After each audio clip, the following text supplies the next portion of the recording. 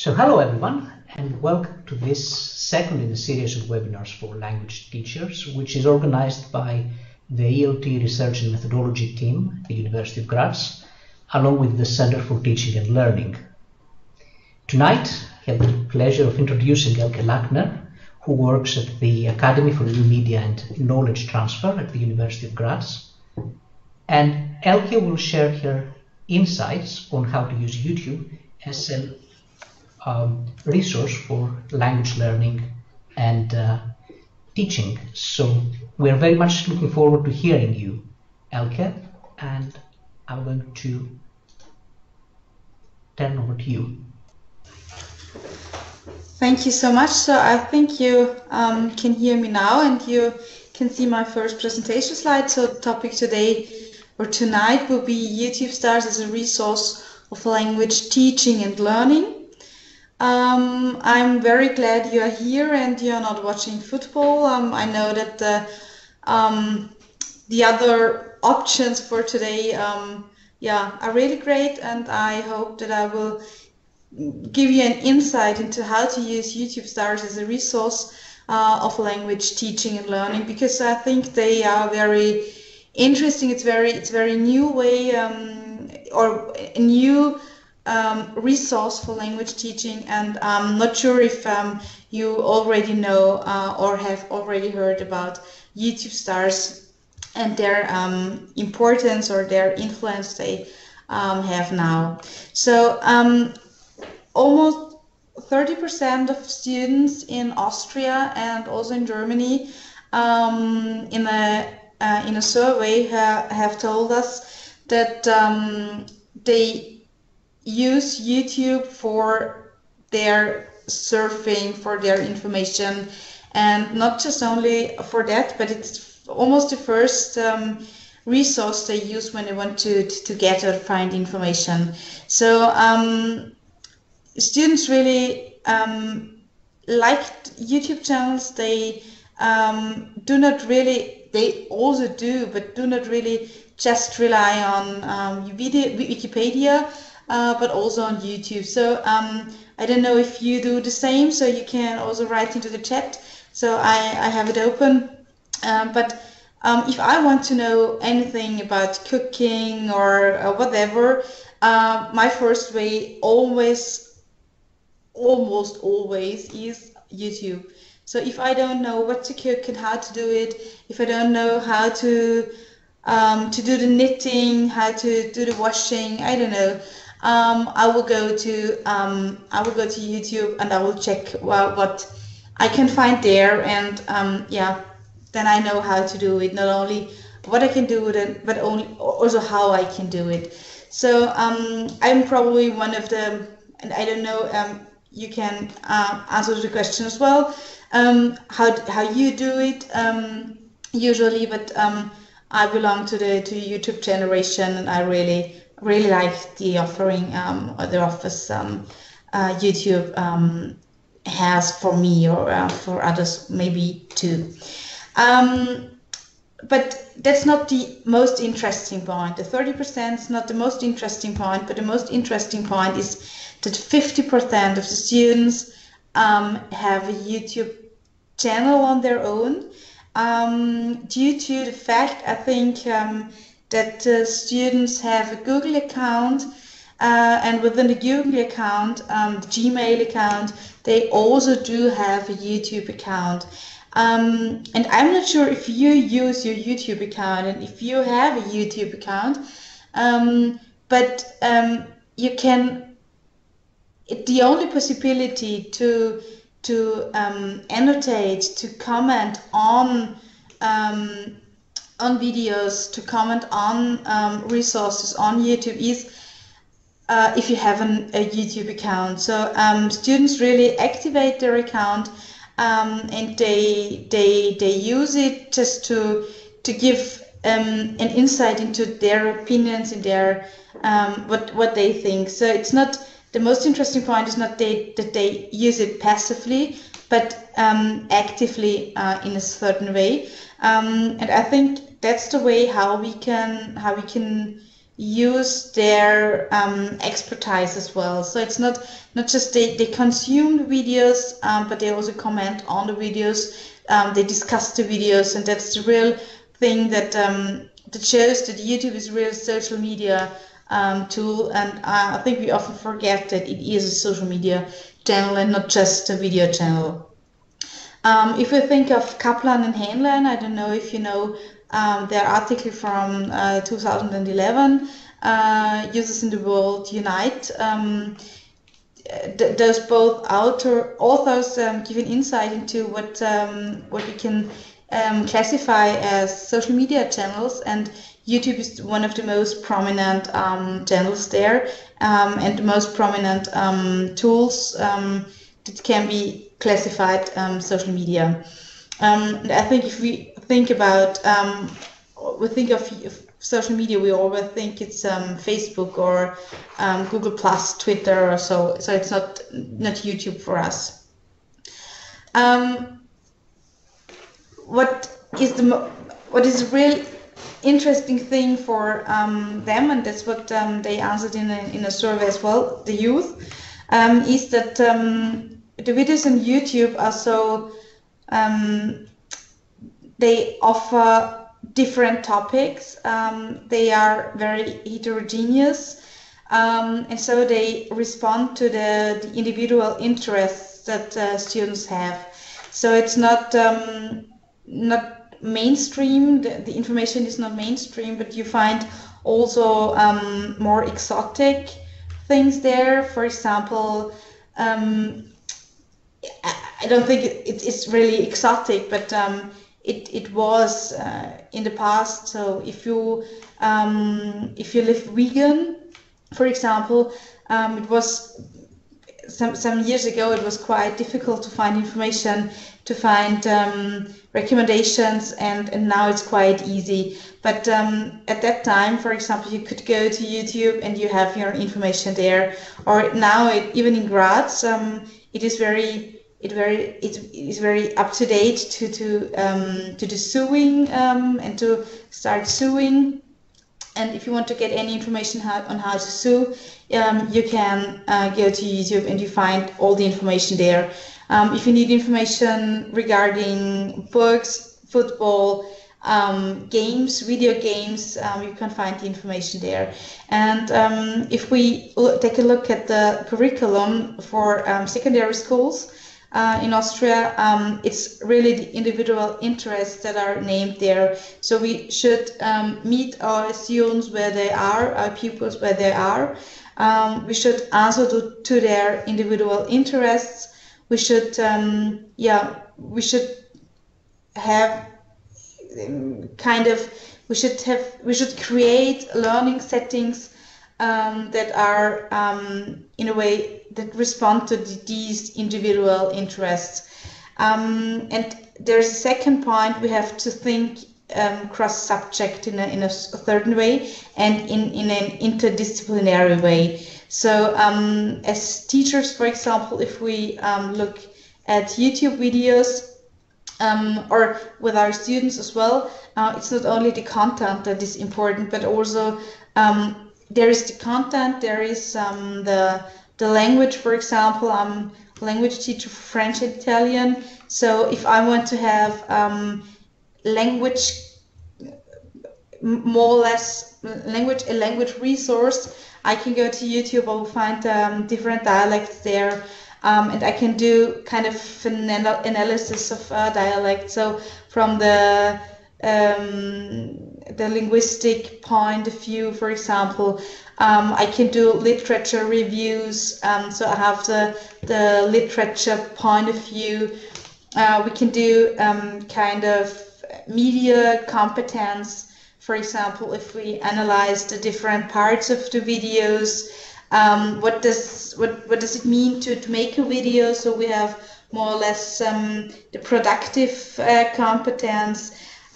We are it's not only the subject we have to look at, but it's more than there are so many competences we have to train, to foster, and to think of as well. So if we for example do our learning objectives, we have to keep in mind that it's not only the subject we can teach. And I think that a very important point is here to think of CLIL.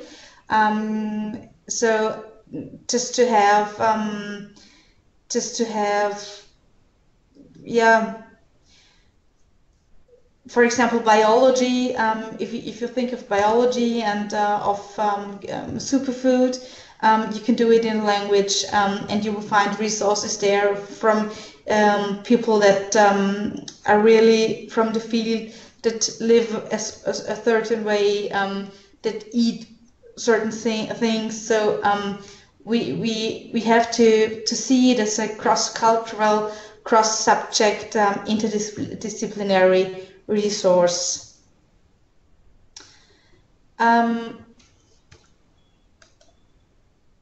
Sorry to interrupt you, Elke.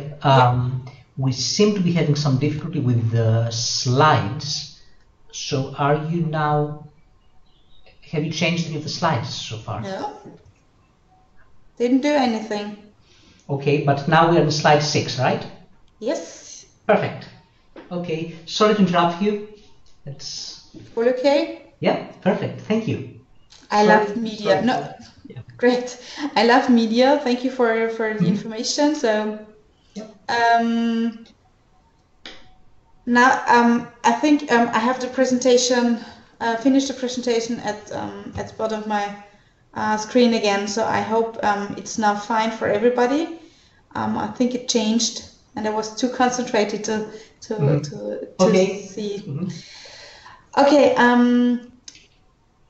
YouTube stars and their videos are furthermore authentic, and it's a practice. It's kind of, it's not a theoretical point of view as other videos or other texts might be.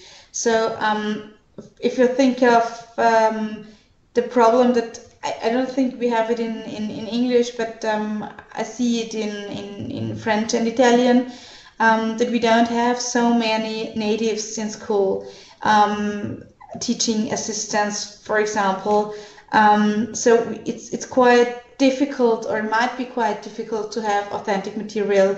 We don't have materials like the BBC that offer really great materials for teaching and learning.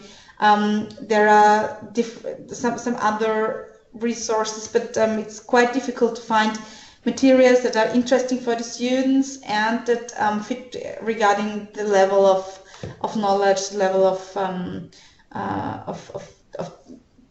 the overall level of the children or the kids. So YouTube stars are really at the point of they represent the students' point of view. It's the peer group that do the videos, peer groups, I have to say, that do the videos, because it's not only one group, it's different groups, and it's kind of the way the students live that can be found in the videos. And I'm not sure if you have ever heard about these YouTube stars. This might also come from your age, because if you are older than 25, and that's what some critics in America say, if you're older than 25, so it's quite normal that you don't know them, because it's like the Beatles were before for our parents and our generation. It's a new phenomenon. It's a new kind of presenting content. It's a new phenomenon. It's a new group that appeared, and I don't think adults really understand what young people do there, and some critics and some theoretically working people in America and also in Europe have said it's first of all, it's a question of age. So if you're older than 25, sorry for that. so you don't know them, and you will not understand them. And it's kind of the new Beatles that have appeared, and we don't really know where to go, where to put them, because it's quite new and it's revolutionary, kind of that. So now, just for me, do you any YouTube star? So can you name any YouTube star? So I would kindly ask you to write it, write the name into the chat, so I can just see what you know, or if you know any.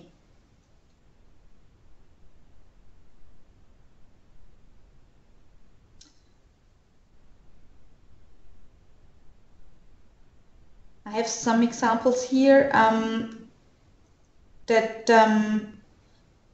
that are from last year, the most known. Great. So I guess you're all older than 25. Emergency, awesome. Yeah. Okay. So no worry. 25. Yeah, it might be really the breaking point here. I have for you just a list of some of the most important, at least for the German space, or for Germany, the most important YouTube stars, and I would or I can send you some of the English speaking as well, but I think the English speaking are not really known in Austria. So I think it's more the German speaking that might be known, at least. You find at the left column you can see the most important internationally known stars, but it's not only YouTube stars, it's rather YouTube channels. And you can see a real YouTube star is PewDiePie. I'm sorry, the name is not PewDiePie, but it's PewDiePie. It's a Swede that is very known for his gaming. He's a gaming specialist who does gaming all the day and has videos where he does gaming, and everybody likes to watch it. So you can see, for example, there are 301 million views in June 2015. Only in 1 month, PewDiePie had so many views. If you look at the German side, so it's Germany is on the right column. There are at least three, or the three most known, and I think it's impressive as well because Dynamd, Gronk, and Bibi's Beauty Palace have 25 to 29 million views only in June 2015. So it's a year ago, and I guess it's even more today. Because they are still on business. And maybe the first two, Diner MC and Gronk, are gamers as well, and Bibi's Beauty Palace, I think the name is kind of a program, and you can guess what Bibi is doing all the day. And it was quite interesting because last year in beginning of 2015, Bibi was in Graz in a shopping center, and I don't know if you read about it. And to that point, it was not really clear to me what dimension is there with the YouTube stars. But she was in a shopping center outside of Graz, and they had to close it because there were so many people. That they had to close the shopping center, and it's the largest in near to Graz. So I think you know where she was, and it's quite interesting that there were thousands of people, and even the organizers were not did not think that there could be so many people to come. So you see, these stars are really well known, and they are really well watched. So millions of people click on their videos. So what makes them so attractive? First of all, they are multi-channel. One question to you: do you know what is the most important tool or messenger or social media channel students use? What do you think? What are the two most known, most important channels our students nowadays use?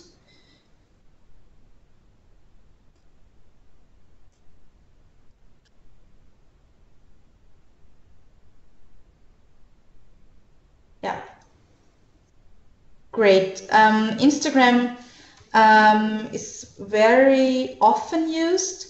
It's not most often. In Austria, it's WhatsApp. Although you have to be 16 to use it, and most of the students at school don't know.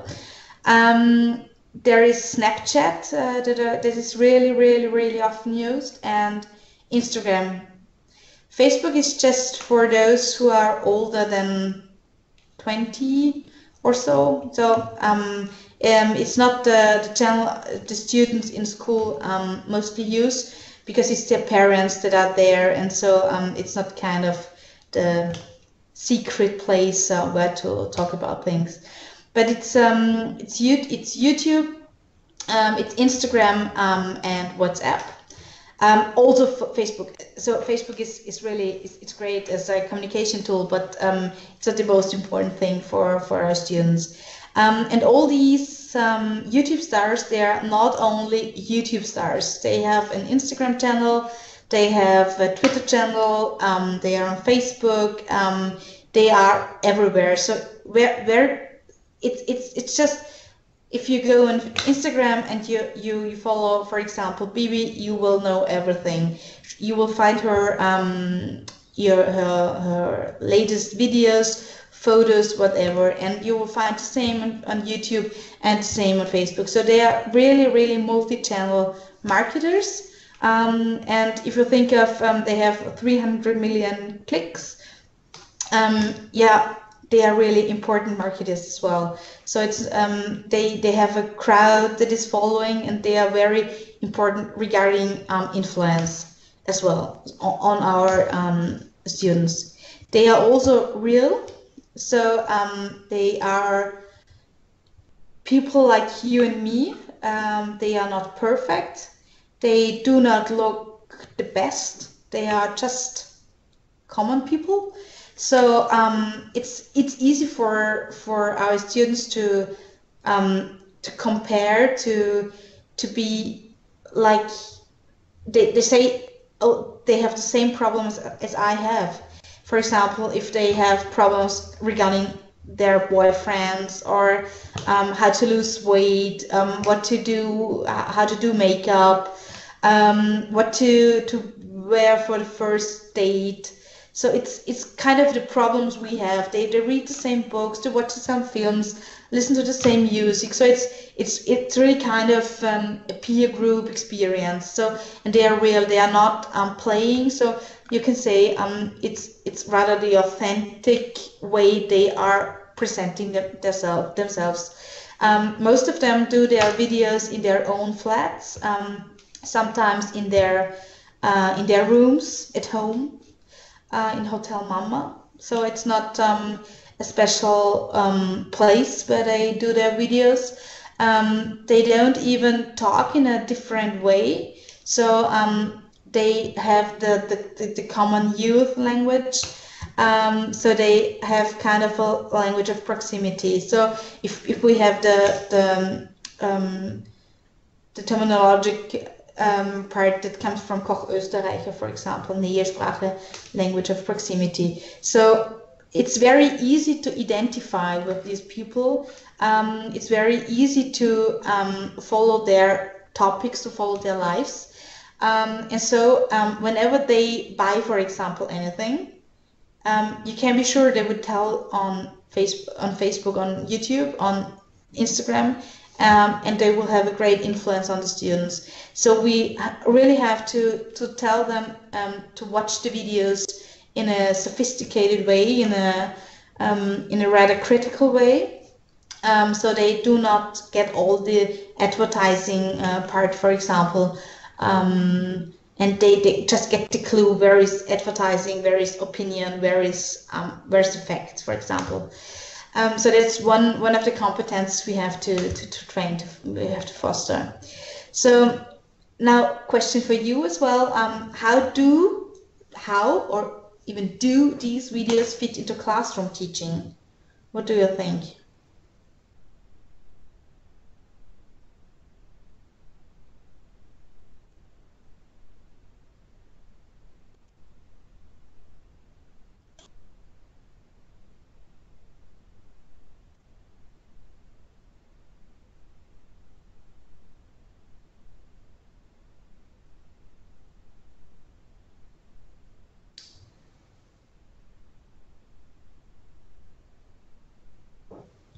There are great examples. Isabella, could you probably elaborate on your definitely? So we have maybe an example from your part. It's great, Martina, yeah, for having input on how to deal with certain problems or for giving advice regarding content on added infos and topics. And to go, to have a deeper insight into different topics. Great. Yeah, sure. That's really the way we can use the videos. And I will show you some more ways, I hope. I love to learn, but I hate to be forced. I think that these YouTube videos help students to learn. Not only about content, but also the language. So if they follow an important YouTube star, they will have to get in touch with the language. And it's kind of an intrinsic motivation to learn the language or just to understand. And there will be kind of a lot of incidental learning that comes with that. So it's rather they have language input that is authentic. And they have the input that is on their, it's what they are interested in. So they will really learn a lot of all the spoken language. The thing is we have to train them how to write the language so that there is different registers of talking. But at least they have really an intrinsic motivation to get the language, just to follow their stars. So that's one point. Then there is a second point. It's a do-it-yourself. So we have to regard or respect some framework requirements in order to use YouTube videos. For example, we are not allowed to cut YouTube videos. We are not allowed to unless they are under Creative Commons license, for example. But we do have to respect in schools, for example, if there is if it's not allowed to use YouTube. There are some schools where YouTube is not open for students and for teachers. So these are two things that have to be regarded or that have to be considered when doing YouTube videos or when watching YouTube videos. Furthermore, all the copyright aspects have to be considered, and especially if I want our students, or we want our students to do the videos on their own. All the students have their, and I'm so sorry, it's so difficult to translate this word. They have their Kulturzugangsgerät in their pocket. So the smartphones is kind of a Kulturzugangsgerät because everything is there. They have the dictionary, and the word is not my creation. It comes from Lisa Rosa, who created this concept notion of Kulturzugangsgerät, and they have their dictionaries in their pockets. They have a GPS, a compass. They have their video camera. they have a photo camera, they have, I don't know, they have millions of books there. They have even food blogs, internet, you know, it's really, with their smartphones, they can do everything.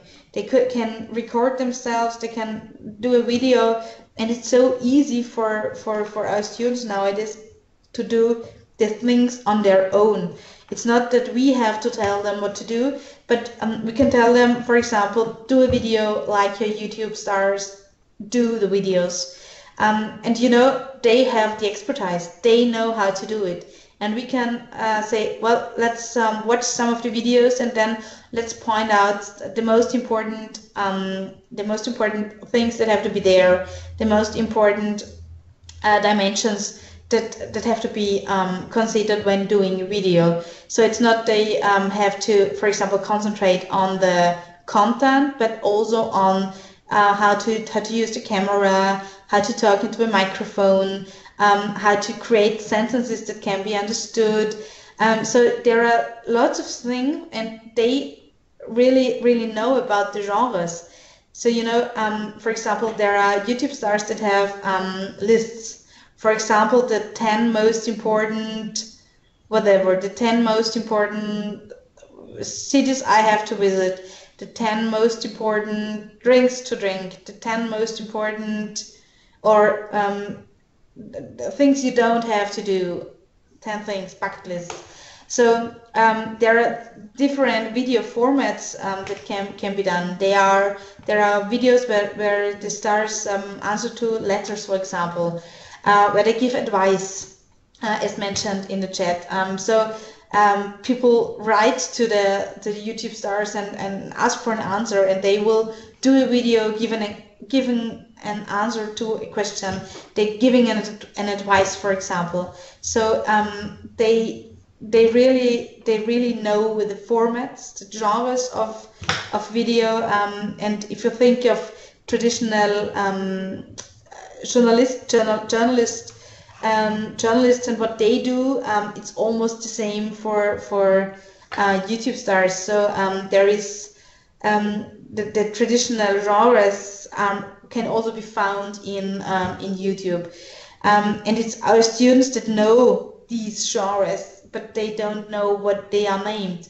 So that's just one point we have to add, because they will show us the videos, and we can say, well, this, for example, is, I don't know, it's just advertisement, or it's a critical text, it's a reflection, it's whatever. So we will have to give or help finding the names.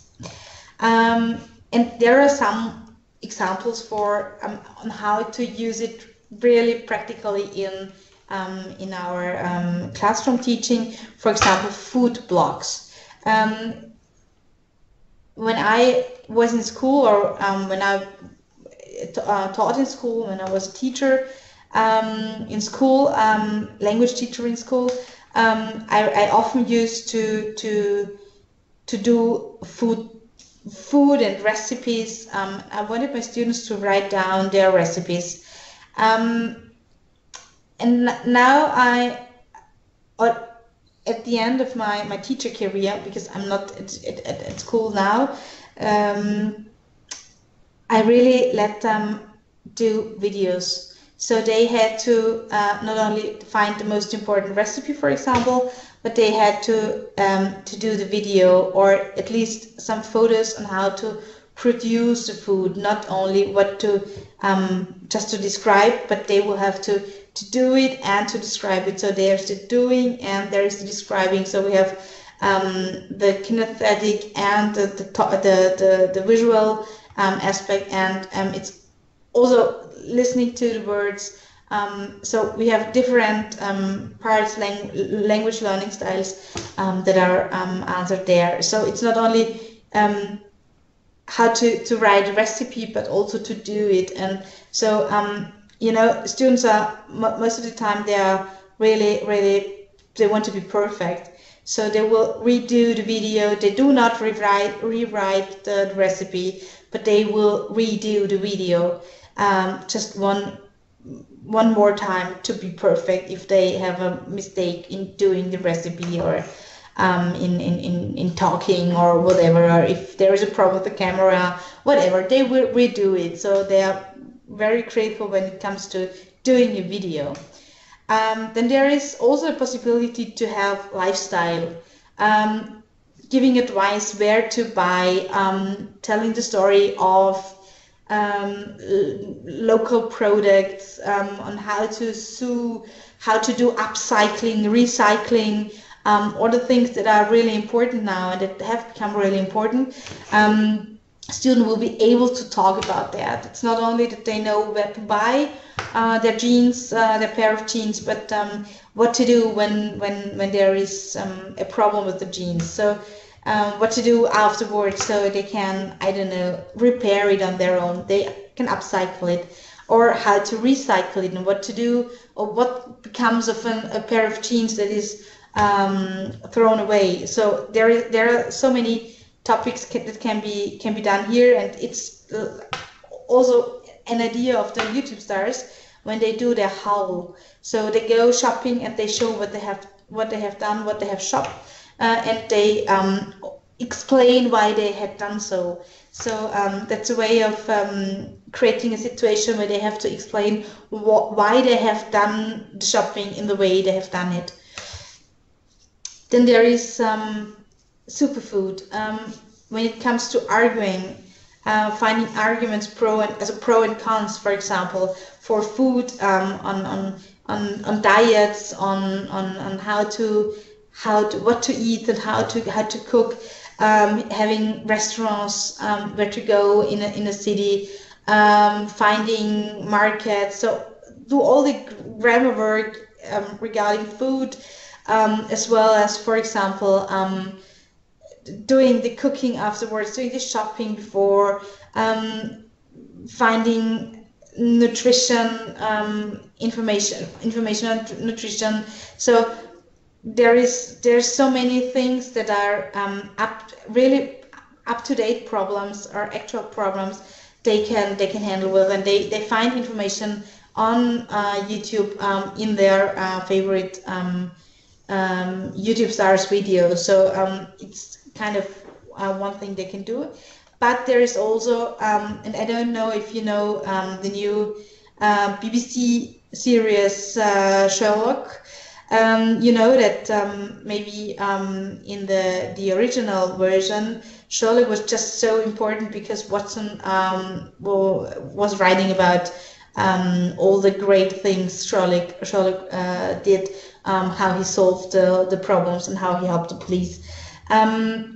And now there is the new BBC series, and you can find really Watson doing blogs.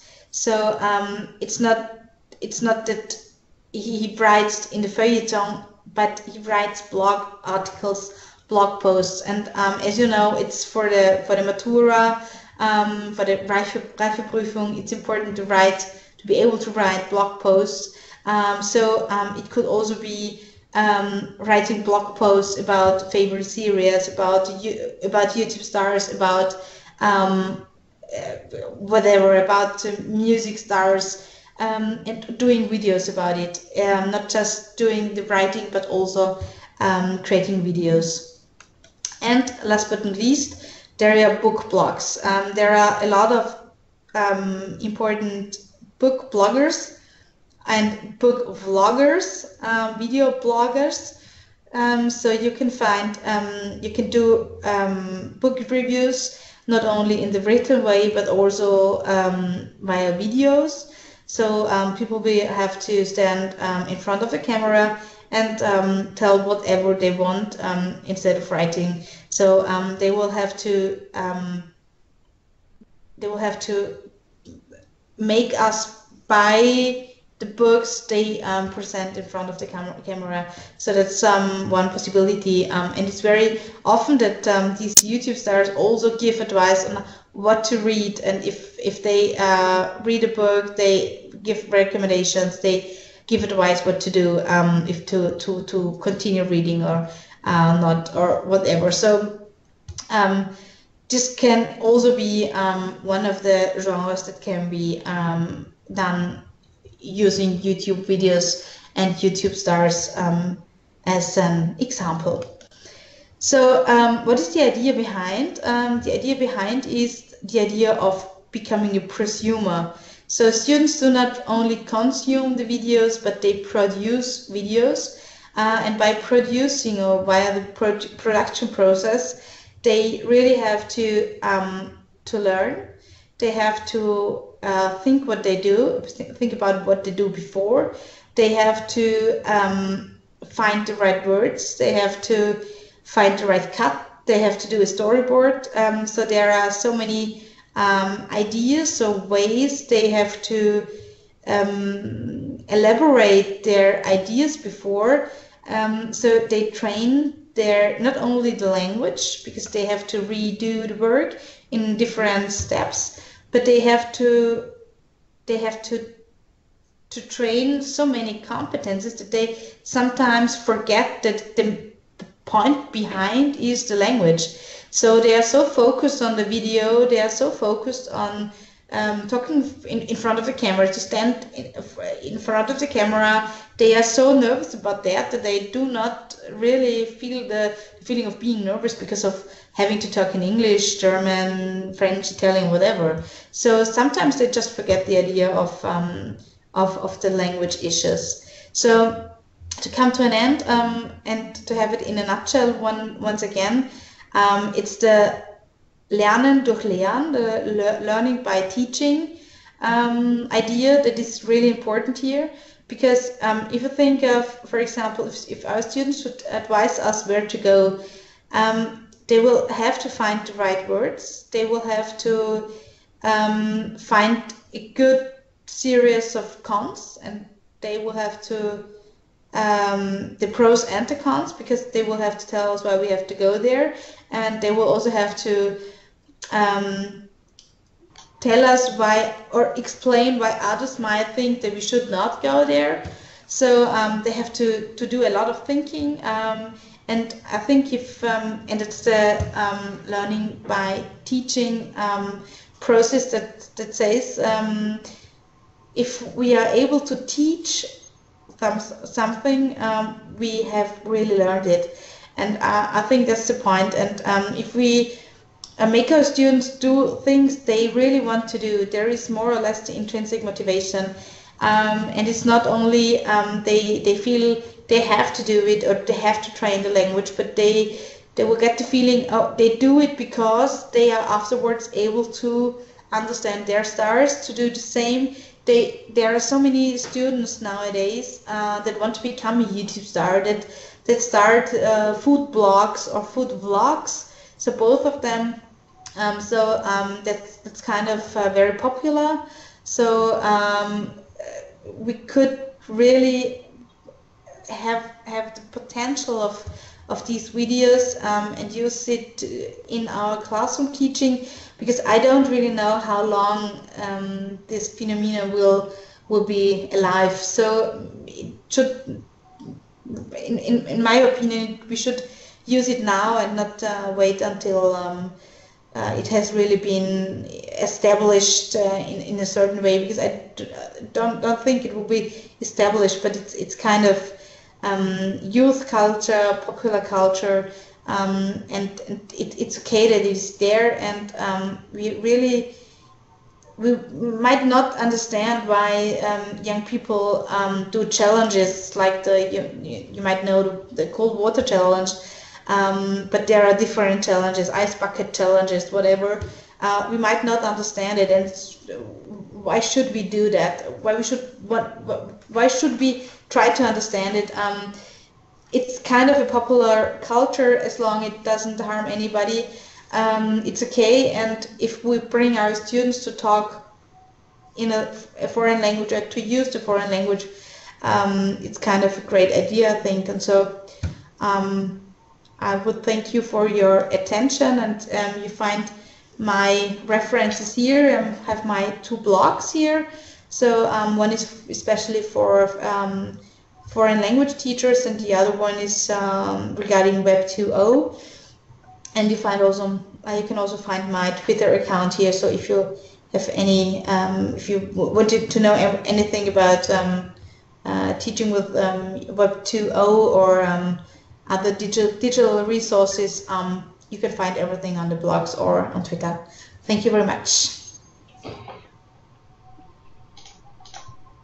And thank you, Helga. I really like this. I especially like the idea about food blogging. To be honest, it was brilliant. So I was wondering if there are any questions from the audience.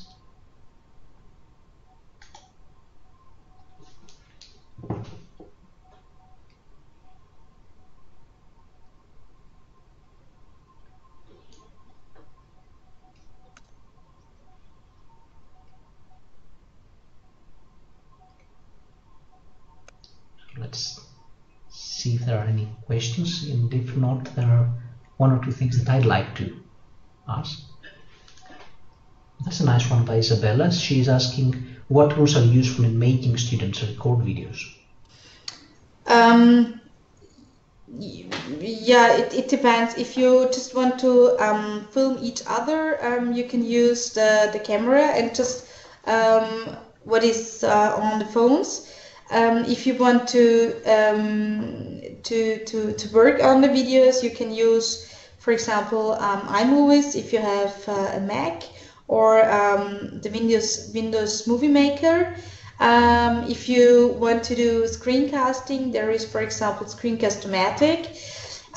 If you just want to record voice, I would recommend Vocaroo.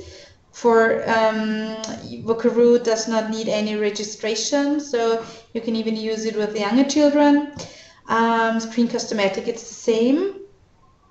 Yeah, so that's the things, or that's the possibilities that are free of cost in that.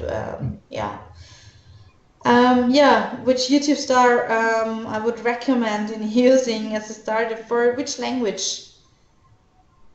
So depends on the language, maybe, because for English it would be Smosh, Smosh, Smosh.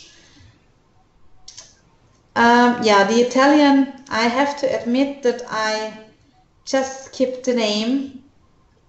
It's a young lady from northern Italy. I can send a list of YouTube stars to the team of the Anglistic, and then you can send it maybe to the participants, so you have a list of them, because then I would just have some different directions. I always skip the Italian young lady. I don't know why, but there are so many. So it depends as well as if you want to have the Canadian English, for example. If you want to have as really British English, American English, Canadian English, Australian English. So there are so many different stars, and I will do a list, and I will send it to you. And I'll be happy to forward it to anyone who contacts me at the email address. Thanks so much. Yeah, that would be fantastic. Thank you. So, are there any other questions then, maybe? So I was wondering if you could just very briefly tell us about the copyright issues or Creative Commons licenses that we might want to know about when creating this content. Good question. Whenever we use materials that we upload on a platform, so if we, for example, if we do videos and we want to upload it onto YouTube, on a YouTube channel, even if the channel is not visible, we do have to think of copyright issues. So we are just allowed to use Creative Commons licenses.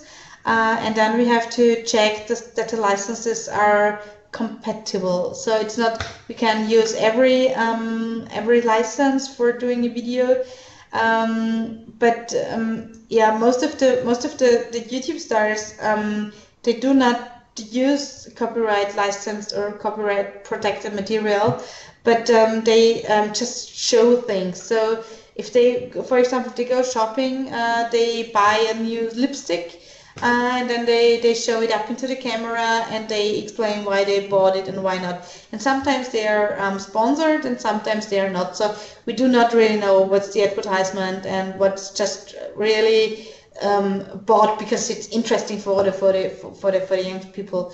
But if we use video material or if you use photos, it's a good idea. It's a good way to use just material that is Creative Commons licensed, and not only and not just the things we can find on YouTube. But in fact, if we do the streaming of videos, for example, it might also be okay, but it depends on a very single case. So it's not really easy to answer it in a common or general way. There's lots of wonderful things that you can find online, which is licensed under Creative Commons licenses. I really loved the photos of your slides. They're absolutely great. So, are there any other questions, maybe? Well, if not, then I'd like to thank you so much for being with us today, Elke. I really enjoyed all your insights, things that you had to share, and I'm sure everybody in the audience did as well. So thank you very much for being with us, and a big thank you to everybody in the audience as well. Thank you. Thank you for the opportunity, and have a great evening. You too.